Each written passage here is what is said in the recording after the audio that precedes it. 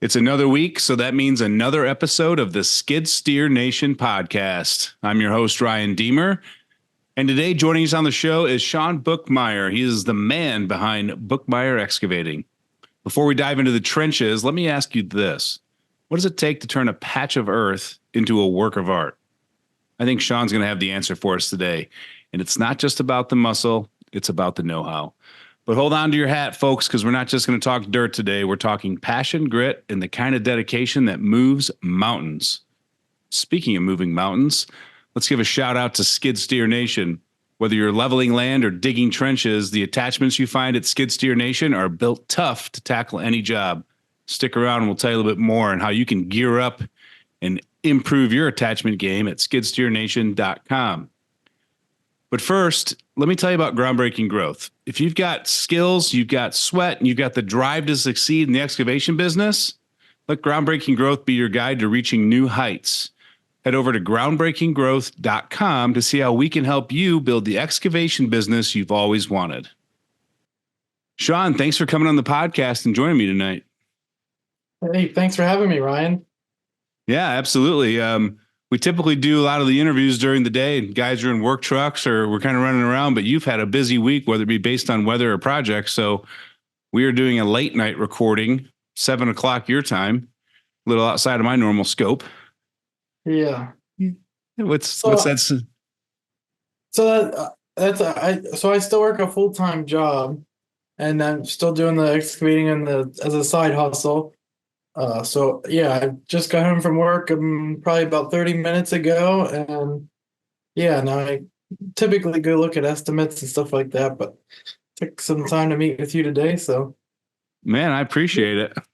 So you're still grinding full time as an yeah, employee for somebody else, and you can call it a side hustle all you want, but it's another full-time job. yeah, no doubt. No doubt. Yeah, so I do excavating for a big contractor here in New York, Pennsylvania, and I run dozer for them and come home and run mini hoe and do my own stuff in the evenings and weekends. That's awesome, man. What was it for you that made you want to kind of start your own business? Well, I don't know, we were just shooting a bull one day at lunch, and the they made mention of how much they charge for like for the piece of equipment and the operator to run it. And it was, I don't know, over $100 an hour. And I said, well, hold on a minute. I'm not making $100 an hour. So why should I come here and make somebody else rich every day? Why can't I do that for myself? And that's kind of what got the ball rolling. And I don't know, in high school, I had a mowing business and just always doing my own thing, and just kind of snowballed from there. Here we are. Nice. I find that a lot of guys, I mean, during high school or right after high school, they've either got like some sort of a side hustle or a cash way to make money. They don't just go out and like those are the guys that are like the true entrepreneurs that as they get older in life, they go, I think business ownership's right for me. Yeah. So 2021, you kicked off your own gig, right? Mm-hmm. Bookmyer Excavating. Yeah. What was the pilot project, or what was the first job you got with your company? So back in 2020, several times throughout the year, uh, friends and friends of friends, hey, you do excavating, come over here to my house. I got a little project I'd like you to help me on. And that kind of turned into the beginning of 2021. I was running a machine just about every weekend. And I said, if I'm going to run a machine every weekend, and then it was going on with COVID and everything, and it was difficult to get machines. So you had to like schedule, like we were calling Monday and Tuesday to get stuff lined up for the weekend as far as rentals. And it got to the point where I thought it made sense to buy a machine, and I went to Caterpillar. Well, I went to Kubota first. I was going to buy a Kubota, and to get Kubota was 9 months out. So with the 9 month wait time, I kind of got to exploring other options and talked to Caterpillar, and they could have me on in 2 weeks. But issue with Cat was I needed to be a business. Cat One Finance personal. So that's kind of was the shit or get out the pot. And I had to go get the LLC and insurance and just it was how the pieces fell into place. I'm telling you what, I don't know if they're still like that today, but Caterpillar, they would finance you day one of getting that paperwork done. Yeah, yeah, absolutely. And I forget what it was. It was like 500,000 or something I got approved for, and I was just blown away. A 24-year-old kid would get $500,000 to buy anything at Caterpillar. Like it was hard to just walk away with one piece, not several. Well, now you don't wonder why their stock is going through the roof because they're showing profits galore. If they're giving a non-business owner in his 20s a $500,000 Yeah. to spend money on equipment, I mean, they were pushing some iron during those years for sure. So you go out. What did you end up buying? You bought a 305? Is that correct? A 303.5. 303.5. Yeah.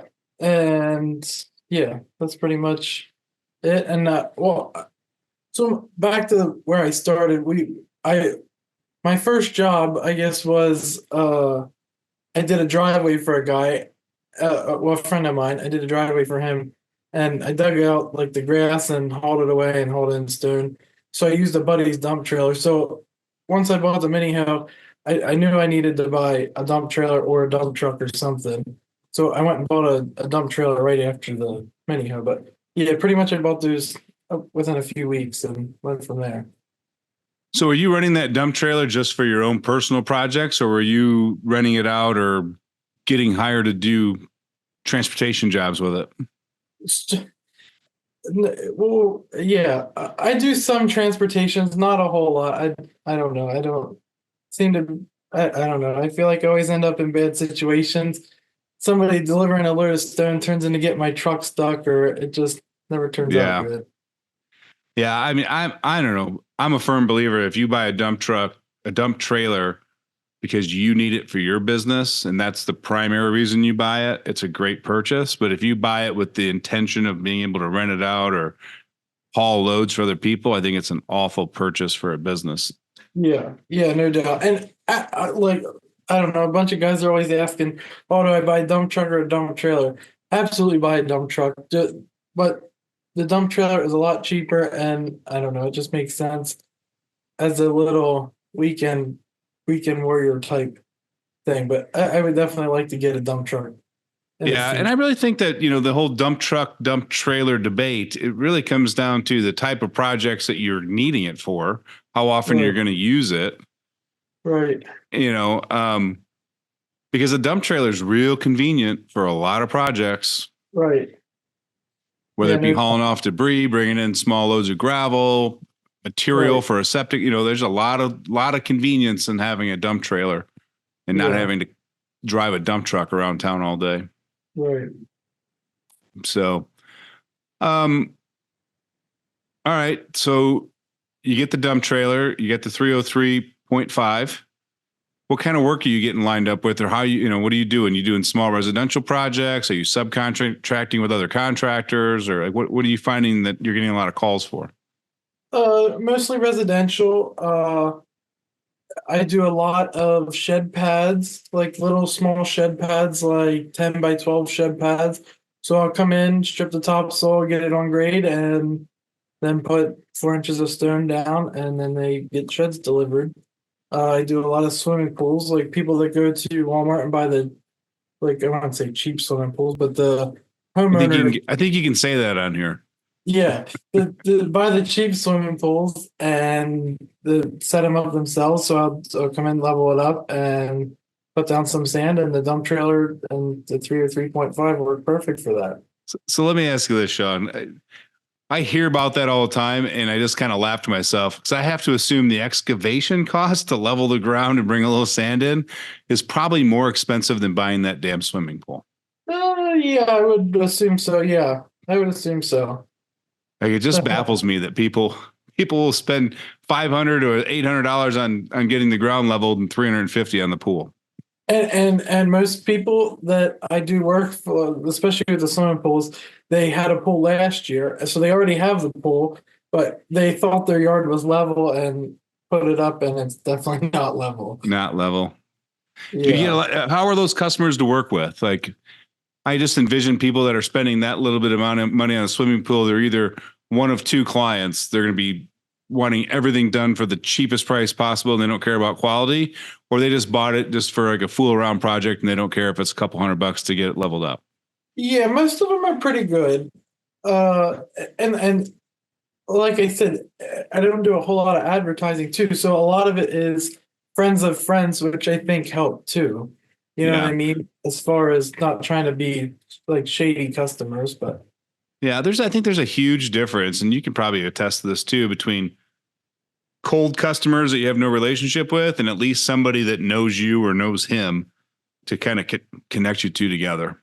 yeah, absolutely. And I don't know. I get a lot of my work off of Facebook, and you got the people that are looking for the cheapest. So it doesn't matter what kind of work you do; they just want the cheapest person.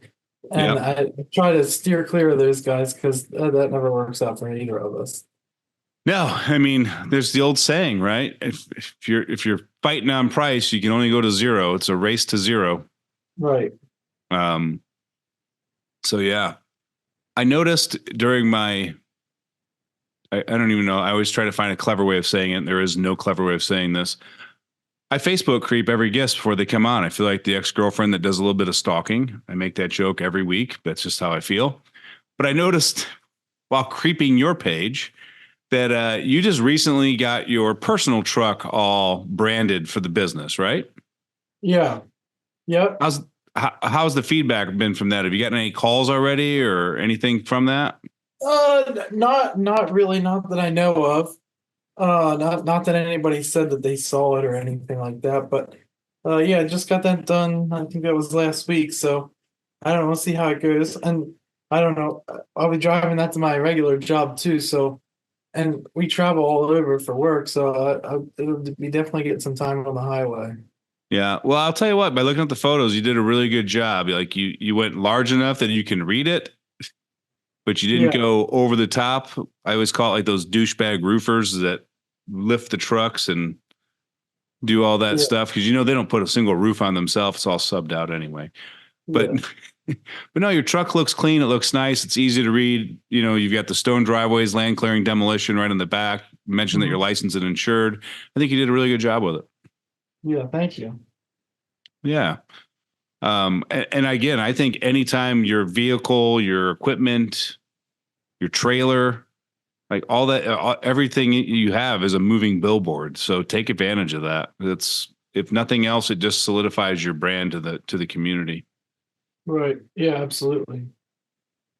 So, and then I also noticed during my little bit of creeping, you guys did a fun gender reveal last year, and you just recently had a little boy, correct? Yep. Yep. He was born on, Congratulations. yeah, he was born on Valentine's Day. Oh, nice. Your little love child. That's right. How does your outlook on work change now that you have a small one at home? So yeah, me and my fiance just had that conversation the other day. I think this year is going to be the year we either make it happen or hang it up. Because with working a full-time job and coming home and working evenings and weekends and trying to see the little one and everything else, like it's just not enough time in the day.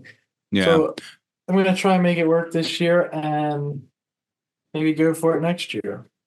I love it, man. So your heart's leaning towards making it work and leaving the other excavation company. Yeah, absolutely. What do you feel that you need to achieve, or like where do you feel like you need to grow the most in order to be able to make that decision? I'm not really sure. It's kind of where I'm stuck. I don't know. I'd like to get in as a subcontractor with someone and get some work like 2 to 3 days a week, and then kind of fill in the pieces on my own projects from Hmm. there, and go that way. But I don't know. Maybe just I don't know. Maybe the truck thing and get my name out there more, and maybe the phone will just keep ringing. I just feel it's hard to build a full year's worth of work off of doing swimming pools and shed pads and driving. Absolutely, absolutely will be. Um, Yeah, there's not enough shed pads and swimming pools probably in your area to keep you busy or to provide enough revenue and income from. Right. So you're going to have to either expand your services and get a little bit more niche with something a little more higher end, or like you said, find another contractor you can partner with and do a couple days worth of work with them. Yeah. I have some advice that I'd be happy to share with you on like your subcontractor journey if you'd like me to share it with you. Yeah, sure, absolutely. So recently, this is a little backstory before I get to the advice for you. Recently, I started a 10-day post series on Facebook about what I would do if I was starting an excavation company today, because I can't stand seeing one more guy say, "How do I get leads? I'm new in business." So literally just yesterday, I talked about what I call the Dream 50. So there's 50 people in your community, whether they're business owners, contractors, real estate agents, customers that you know spend money on excavation services. I would Mhm. sit down and I would make a list of those 50 people that I want to either work with or work for. And then I would go do a little bit of research to find out what potential problems they're having with their business or their properties. So when I call them and connect with them, I can actually provide them a real solution to the problem that I think they have. So if I was going to call a contractor that I wanted to subcontract for, like, is he having issues with other subcontractors? Is he missing deadlines because he doesn't have enough crew and he needs to find, like, what are his pain? Like, what problem does he have?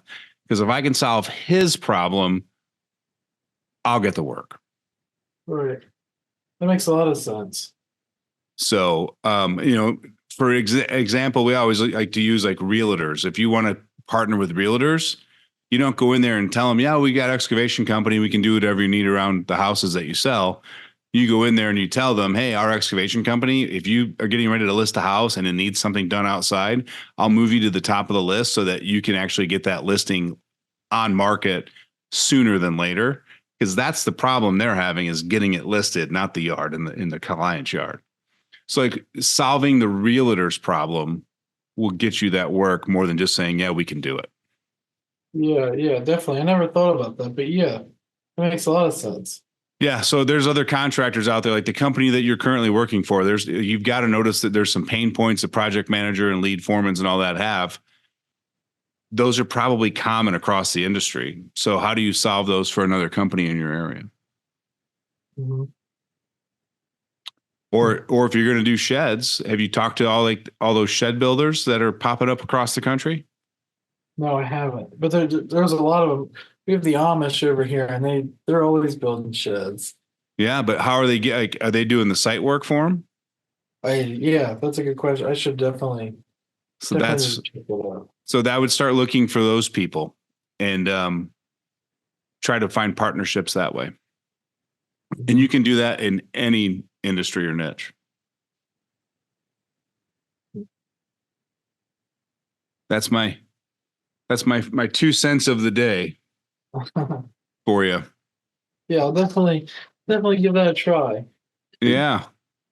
So outside of shed pads and pools, what other projects do you get a lot of calls for, or that you enjoy doing even? Let's go that route.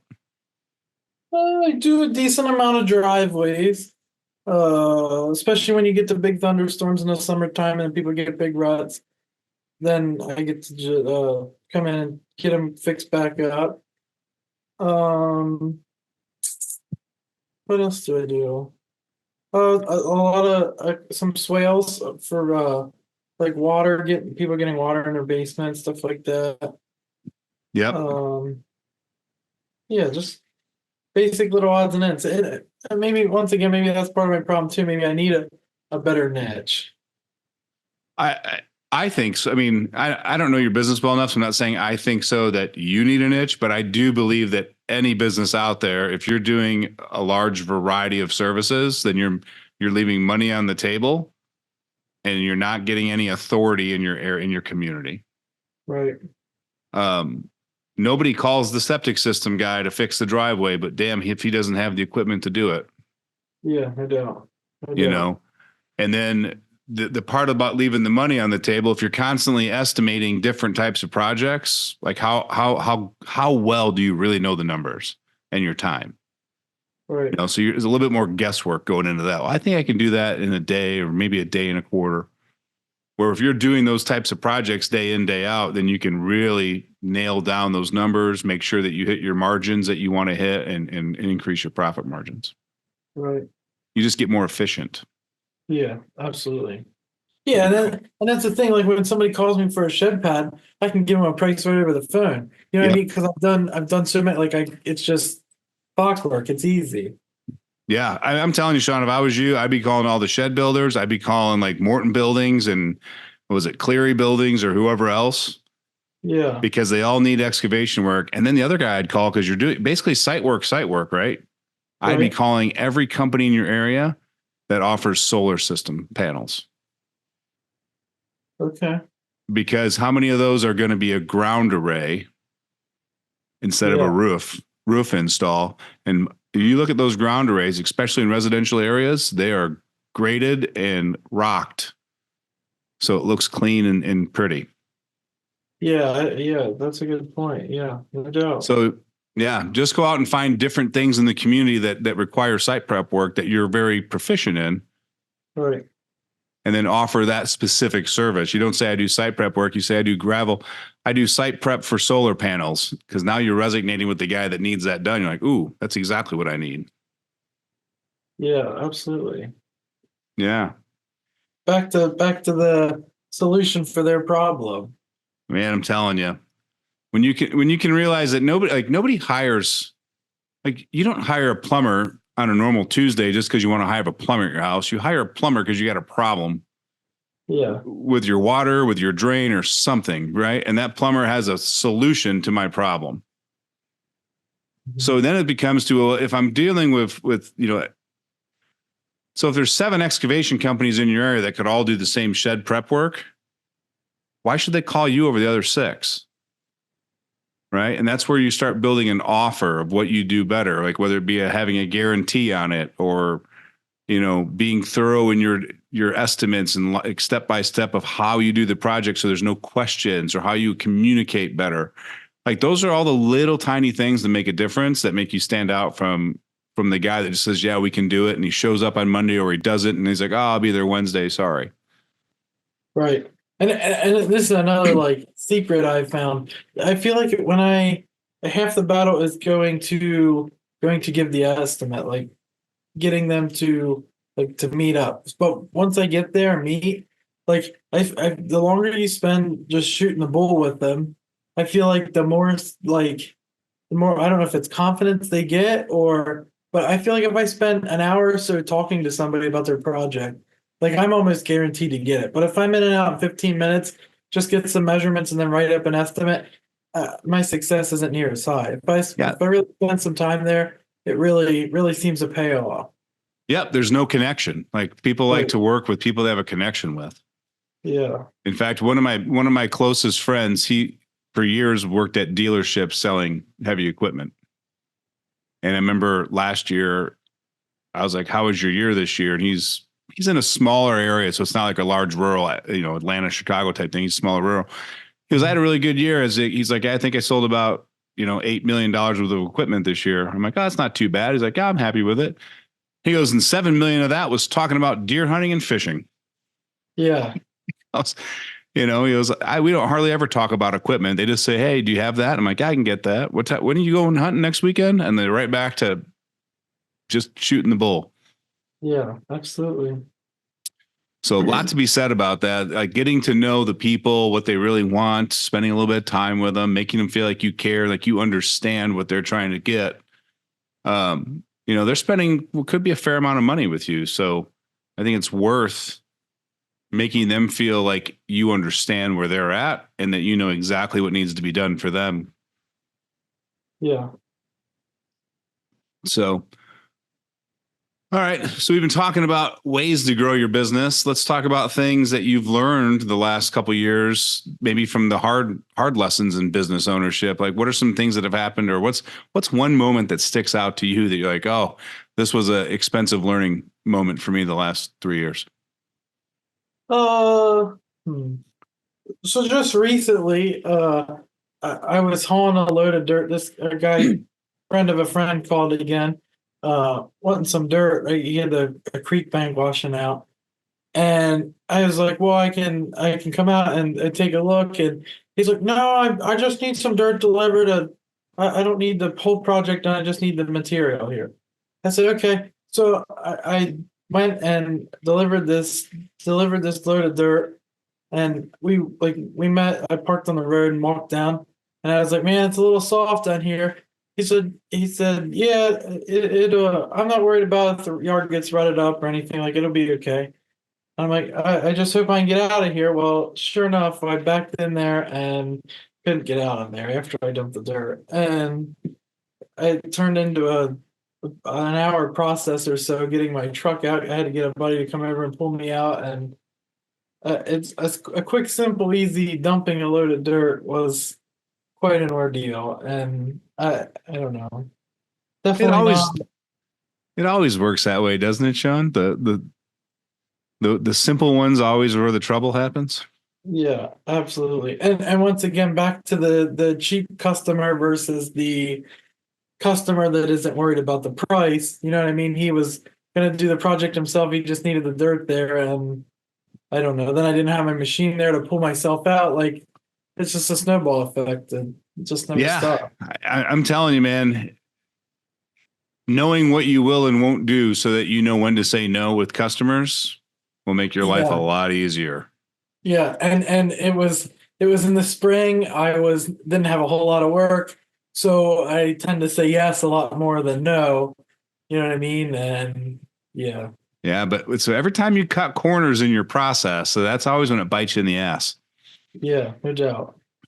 So, we talk about doing pre-qualifying questions on the phone and then having a process when you show up to do like a site inspection and learn about it so you can create the estimate. I remember I was talking with a friend of mine, Seth, and he was saying, lady lived 10 minutes from my house and I just told her I'd swing by. And he goes, what a mistake that was. He goes, she hasn't stopped texting me since I left her house.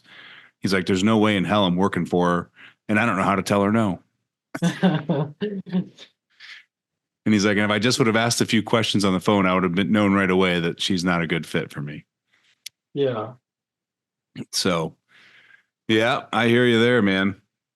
Um, you got a lot of work scheduled for this summer? Oh, I'm about 3 weeks out right now. It's like 3 weeks worth of work. So Okay. it's okay, and not where I would like to be, but Yeah, but it's okay. 3 weeks out. I mean, I know a lot of guys that would love to be 3 weeks out right now. So Yeah. where do most of your customers find you, or how do you find them? I'd say back to the whole friends of friends and but some like community pages on Facebook. Yeah, between Facebook and word of mouth is where 90% of it comes from. All right. So you said community pages on Facebook. I would like to talk about that if you're up for it. Yeah, sure. Tell me, like, what do you mean by a community page? You mean like private groups from people in your area that have these community pages, or what is that? Yeah, like the Eastern York area pages. There's I feel like every little town around here in Pennsylvania, every little town has like their community page for each like I wouldn't say each development, but each like neighborhood. Like there's several per school district, and they all have pages, and there are always people in there looking for, hey, where can I get the best roofer or the best plumber, or and it just referrals and goes from there. Okay. So how do you use those pages to your advantage? Because I'm a big believer in finding the local community Facebook groups. In fact, in that whole 10-day series of me, what I would do to start a business, today was day 4 of those posts. And today, day 4 was Facebook groups. So, Well, and I feel like back when I started the pages, they not as many contractors were onto them. I feel like all the contractors now are onto them, and like when 2 years ago there would be 8 comments or so, and now there's like 40 comments. So I just try to get as many friends to recommend me as I can, and the more times they see my name pop up, I think the better it is. And I try the best I can to get there within a day or so to meet with them, because I think that's a big step too. If you, oh, sorry, I can't get out till next week to give you an estimate. Where if you can get there this afternoon and give them an estimate, they're way more happy. Yeah, They really like that. it is. And I really think that the key to those private community or, for sale groups, local community groups, the private groups around your area, I think the key is to almost treat it like its own Facebook feed. And what I mean by that is, if you just join the group, write up a nice introduction post with a picture of, yourself or your equipment, who you are, what you do, why you do it. Just like you did when you first started your business, you wrote an introduction post to Facebook. Follow that same framework. And then post in that just like you would in Facebook, like whether it be like, hey, here's why you don't use this rock as a base for your driveway in Pennsylvania. Like, make it educational. Share before and after photos of your work, and then try to answer some people's questions along the way. I have seen guys literally triple their business by just becoming an expert in a Facebook group of 20,000 people in their hometown area, because now they have 500 people who engage in that group constantly, that whenever somebody says anything about excavation, like, oh, call Dan Smith. Oh, call Dan Smith. Oh, because he's been the guy that's educating them and providing information to them in that group for the last 8 months. Yeah. That's definitely some good points there. Yep. Yeah. Helpful stuff, educational stuff, project showcases. And it's simple. Just go to Facebook, go to the search bar and click your town name. Like for me, I'd write Peoria, Illinois. And then on the left-hand side, I'd pick groups, and it would show me all the groups that were associated to Peoria, Illinois. Yeah. And for the 5 towns around me. Yeah. And I feel like every time I get on Facebook, there's more groups that I didn't know about. Like, it's all, I feel like I always, at least once a week, I feel like I'm always getting a friend recommended me to a new group, and then you have to go through the little wait till the admin approves you to the group. But yeah, it's there's always new pages. It's always growing. I'm that asshole too. I gotta be honest with you, man. Like, we've got the Skid Steer Nation community Facebook group. Do you know about that one? Yeah. Yeah, so there's like 27,000 people in there, but yeah, I'm that guy. Like, you can want to join, but you got to wait until one of us gets to accept it. Yeah. But we get a lot of people from overseas and like just people that have no business being in that group. So we try to filter out the yuck. It's damn near a full-time job managing that group. Yeah, I'm sure. Yeah, if I see one more guy post a generic slide of logos saying, email me your name and I'll create you a logo. I mean, it's like a sniper. We're just constantly picking those off and deleting them from the group. Yeah.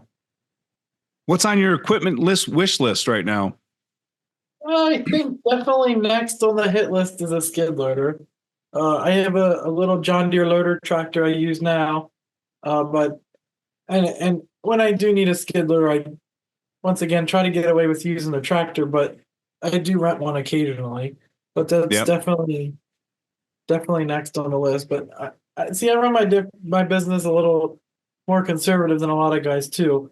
So I didn't buy my first machine until my truck was paid off. So I wanted to keep one payment. So even working weekends, like say I didn't have any weekend work, my full-time job, I can still pay for my equipment. So I'm very, very conservative. And I think sometimes that's bad, but it works out. And once I get this mini hook paid off, I got 3 more years to go. I'm definitely going to get a skid loader, and hopefully I can get it paid off a little earlier and get a skid loader sooner. Yeah, I love that. There's nothing wrong with being conservative. I do think you need to put pen to paper. I'm not saying you in general, but just not saying you specifically, but just in general. I do think you need to put pen and paper though, to figure out when the right time is, and not just have like, I'm not buying equipment until this loan's paid off. Because you might look at it and say, hey, I had to rent a skid steer X amount of times last year. I spent more in rental fees than I would have 12 months of payments and insurance. Right. Yeah, right. Absolutely. And I don't get the tax write-off of the equipment this year. So like, you have to still put pen to paper. I think it's important to weigh decisions and make smart decisions and lean to the side of caution and conservatism. Right. But you know, I've just learned the hard way where I'm like, no, I'm not doing this until this is done. And then, you know, you get the mini hoe paid off and then you want to go buy a skid steer and you're like, oh man, I should have done this 2 years ago. Prices are up 30%. This like, there's always something that goes, I'm late to the party. Yeah. And once again, and this is another point too. I do a lot of stuff on my mini hoe that, yes, I can do it, but would it be quicker with a skid loader? Absolutely. Like driveways and stuff. I mean, I do it with a mini hoe or the tractor, but a skid loader would definitely be faster. Yeah, it would. But then you've got the mini hoe sitting at home not being used. I mean, you're still Right. paying for that, right? So is it just a flip flop or? Yeah. I saw that you also dug like a nice well line. It was a really nice deep trench you dug with the mini for a well. Is that a niche that you think you could kind of fill in your area, or like doing some utility work? Yeah, so that was for a friend of mine. He built his own house, and he did like, so that was kind of a weird project. So he dug the basement. He rented a 953 cat loader and dug the basement. And for him, it just didn't really make sense for him to rent a mini hoe to dig the well line. So he just had me come do it. So that was kind of a neat project. I did a couple little odds and ends. I dug for his septic, like he did the septic, but I did all the digging for him just because it was easier to have me come do it than him to rent the machine. Yep. Nice, man. So yeah, we've talked about the growing family. It's time to either shit or get off the pot this year. We've talked about some different work that you've done and like how you're finding that work, which I think has been great. What's on your mind that like industry wise or business wise that you've been thinking about a lot or keeps you up at night? I think my biggest struggle is when I feel like when I started in 2021, it was when COVID was going on. Everybody was getting their stimulus checks, and they were buying campers, boats, sheds, whatever, and spending money. And I feel like it's, at least in our area, that's definitely slowed down some. I just need to either change my customer base or something, change some things up. But it's Yeah. definitely changed. Yeah. And Changed Sean, I'll a be honest lot. with you. We're seeing that ripple effect at Skid Steer Nation. Like we're getting a lot of website traffic, but we're not converting like we were last year, like with as far as attachment sales. And it's just Right. a trickle down effect. The customer's not spending with money to you guys. You guys are being more cautious with your money on the equipment that you need to have. And Yeah. we're seeing the effects of that too this year. Mhm. And So even at work, and I worked for a huge outfit. Even at work, we were slow. I yeah, mean, it's getting busy. It's getting busy, but it was really slow. yeah. I don't know. I think we had some really, I think across the country, I feel like we had some really strange weather this spring. Oh yeah, no doubt. And that's another thing that makes it tough. I think we're on what, weekend 6 or 7 of getting rain on the weekend, which really puts a damper on things. Yeah. I mean, we didn't go, I don't think we went 6 days in a row without rain, you know, and maybe not even four for a month and a half. I mean, the Yeah. moment it was getting dried up, guys could go out to work, we'd get an inch of rain. Hmm. And, you know, so projects were backing up. So now they're all backed out 3-4 weeks, but it's not because their schedule's so full. It's because their workload got pushed back. Yeah, definitely. So no, and that's where we're doing the same assessment that you're just talking about doing as far as like drilling down on our customer base and getting a little bit more specific and Hmm. finding different ways to attract customers to us. We're Hmm. going through that same process. Yeah, and I think that's one of those things as a business owner you're always learning and trying to perfect. And I'm sure you can get good at it, but I'm sure that's something that any business owner could always improve on.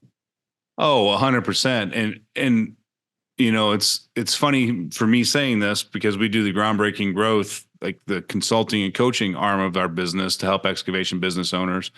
but I have to have somebody for that too, because I do the same thing day in and day out, or I'm always looking at the same metrics, the same numbers. And I start to, now I can't see the forest through the trees, and I need to bring somebody in from the outside to give me that big overview and say, why are you doing it this way? You should be doing it this way. Yeah. Because it's so easy to get stuck in how we always do it. Mm-hmm. Yeah. So like at Skid Steer Nation, we're talking this year about really getting focused on delivering more value to small and mid-sized excavation company owners. So we're starting to do research on what can we provide or sell or provide free, whatever, to make Skid Steer Nation kind of like more of a hub that's focused on excavation company owners and like small mid-size owners, and not just general attachment sales for anyone and everyone. Yeah, hopefully that works out good for you. Yeah, I got a good feeling about it. Just, we do the podcast with all the business owners. We do the coaching with the business owners. You look at the groups that we're part of. There's a lot of guys, whether it's part-time or full-time, that are business owners. And I'm like, how can we assist them? And like, if we get a farmer that wants to buy an attachment, great, but we're not going to spend any money or time trying to acquire his business. Mm-hmm. Right. It's just like, go ahead. And I'll be honest, I never heard of Skid Steer Nation till I found your podcast and started listening to it. And I mean, I definitely checked out your website, and yeah, I never knew about it till I heard your podcast. So, wow, everything's working, right? Podcast is leading to the store, and we're doing this, and now here you are as a guest on the show. I love it. Yeah. But like, even for you guys, like, let's say you want to drill in and get, let's say you go full scale pool installation, not just pads, but actually digging out pools for installs. Then you can get to a point where you don't promote your driveway service. So if somebody calls you for it, you'll sell it to them, but you're not going to spend time trying to go get driveway work. Right. Because you're kind of advancing, you're getting niched down into your specific niche. So that's kind of the same process we're going through with Skid Steer Nation, is like, how do we acquire more excavation business owners as our customer base? And if anyone else finds us, that's great, but we're not focused on getting them to our store. Yeah. And we go through that exercise a lot with other guys in the excavation too. I'm like, niching down, I think, scares people, because they think that if I only do these 2 or 3 things, that my phone won't ring enough, or I'm not going to have enough work, or, I got to do everything for everybody. And what they find is that just because you promote those 2 or 3 services doesn't mean you say no to everything else. It just means you don't promote it. Right. How many times are you talking to a customer at a job when you're doing a shed pad and a neighbor or somebody sees you and asks you if you do utility installs or something not even related to a shed pad? Yeah, that happens a good bit. Oh, hey, while you're here, do you mind cleaning up this brush? And then, oh, I think neighbor so-and-so over here would like to have some work done. And that's goes back to the whole friends of friends, and that's what really seems to work for me, is the referral. Right. But like, when you niche down and you only specialize in your marketing and branding of certain services, I'm saying people are still going to ask you to do other things. Now you get to control whether you do it or you don't. Right. Yeah, that puts the ball in your court. Right. And no longer being the general guy that has to say yes to everything because you're afraid of a bad review because you told a customer no. Yeah. Like, we don't specialize in that, but I know a guy that does. Let me connect you with him. Yeah, and I actually ended up tearing down a shed the other week, and I think that just came from seeing my name doing sheds all the time for installs. I think they just assumed that, hey, if he can put one up, he can definitely tear it down. Yep. So you'll start getting calls for, small building demolitions. Right. And then you have to decide if that's an avenue, and tell you, with a dump trailer and small buildings might be a good fit. Yeah, absolutely. Mm-hmm. Absolutely. And I think this was last year. There was a mobile home that caught on fire, and I tore down a whole mobile home with a little 3 or 3.5 and a few roll-off dumpsters. Yeah. Are you a volunteer fireman too? Yep, I am. And I think that helped too. I'm pretty well known, I think, in the community, and I don't know, people like that. You know what I mean? You're a volunteer firefighter and trying to make a little weekend warrior project turn into a full-time thing. People really like to to help fulfill your dreams. Yeah. And I don't know if you've understood this or noticed it in the market, but the people that I've talked to that are like retired law enforcement, retired firefighters, they always come back to me and say, man, the moment, especially because there's a lot of women home that like will call for these services for the home. He's like, man, the moment you tell them that you were law enforcement or firefighter, like their safety concerns just go away. They're not worried about who's going to be on their property. Right. And like price almost becomes irrelevant. Like I want you here because I can be home alone and I'm not worried about what you're going to do because you're a fireman. Right. Yeah, absolutely. Yeah. Have you noticed that at all in your area? Oh, oh, definitely. Yeah. Definitely. And I mean, people I've never met other than met and gave him an estimate, talked to him for a few hours. Oh yeah, I left my home unlocked. If you need to go to the bathroom or anything like that, there's definitely a lot of trust. You know what I mean? It's Yeah. kind of mind-boggling sometimes how much trust people put in you. I've had people pay me for the whole project up front before I even take my machine off the trailer. It Mm-hmm. just And you is. associate that because of your fireman credentials? I wouldn't say 100%, but I'm sure it definitely plays a factor. Yeah. Has the training from being a fireman and like, you guys have processes and systems and like you do things very strategic because like there's a safety concern or, there's been ways that have been taught that make it go smooth and easy. Do you take that mindset with into your business too? A little bit. Yeah, definitely. I try to move as quickly and fast as possible. I don't know. We always say on the fire scene, that you try not to run, but that's not always a bad thing to run either. You just better not trip. Just don't trip. Yeah, Yeah. and But like if you get injured, then you know what I mean. You can't help anybody if you're injured yourself. So, but you want to go as fast as you can without getting hurt. right. Do you have like a systematic checklist before you leave the house with the equipment to go do a job? Oh yeah, definitely. Always make sure I have my shovels and rakes and the spare cans of paint, grease, whatever, string line. I just yeah, it pretty much all stays in the truck all the time. But just make But do sure you check everything's it there. before you leave to go do a job to make sure it's there? Most of the time, yeah, most of the time. Yeah.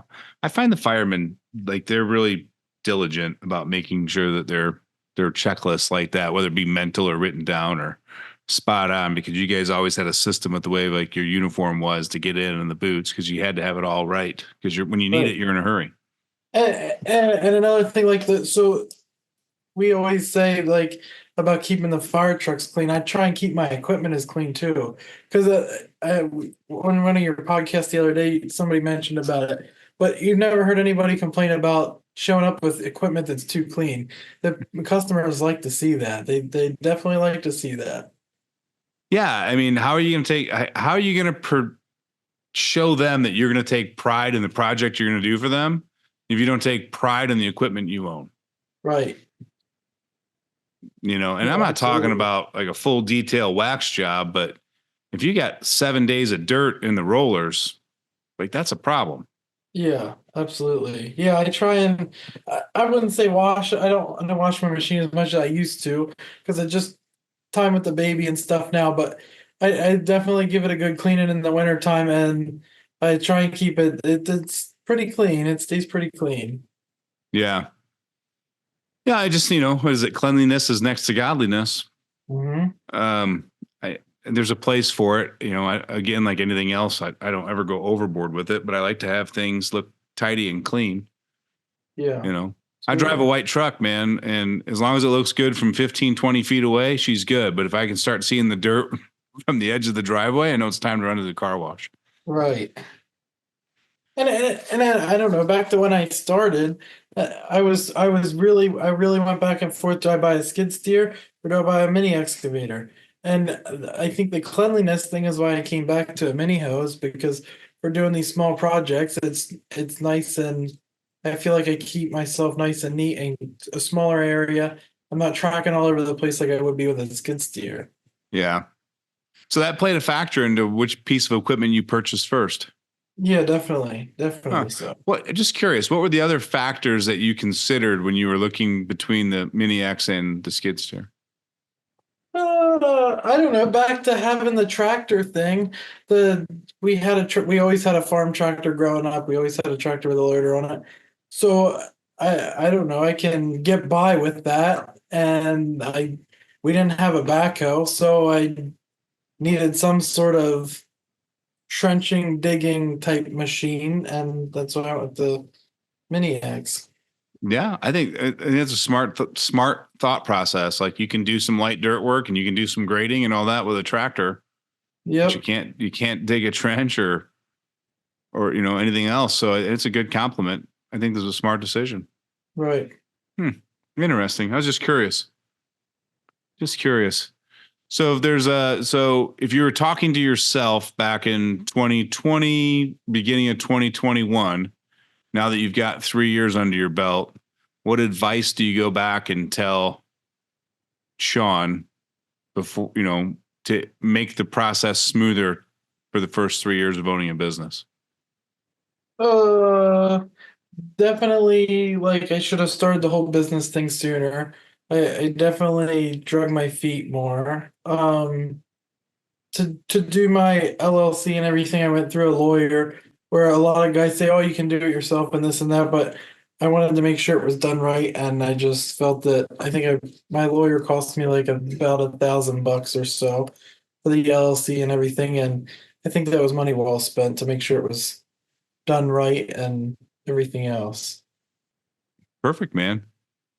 Well, Sean, thanks so much for taking time out of your evening and away from your little son and sharing your story and having a conversation with me tonight for the podcast. Yeah, sure, no problem. Yeah, we appreciate it. And if there's anything that we can do for you from Skid Steer Nation, whether it be connections, advice, or God forbid, equipment, please keep us in mind. Yeah, I'm sure the day will come eventually. I'll have a skid loader and I'll definitely be checking out your attachments. Yeah, I hope you do, man. I Never, hope you do. you So, never have too many attachments. no, you can't. I like guys like you. I can never have too many attachments. I like guys like you. So great. Well, if you're one of those guys that can't have too many attachments, we've got some really cool, unique attachments from ridiculously powered tree pullers to buckets with Harley rakes built into them, 4-blade graders that work in forward and reverse, and the list goes on and on and on. Head over to skidsteernation.com to see our full portfolio of attachments to help you be more efficient with your business. Until next week, guys, stay safe, keep grinding, and if you need help, head over to groundbreakinggrowth.com. I'd be happy to schedule a call with you and discuss how you can grow your business and reach your goals faster with less headaches. Until next week, guys, take care.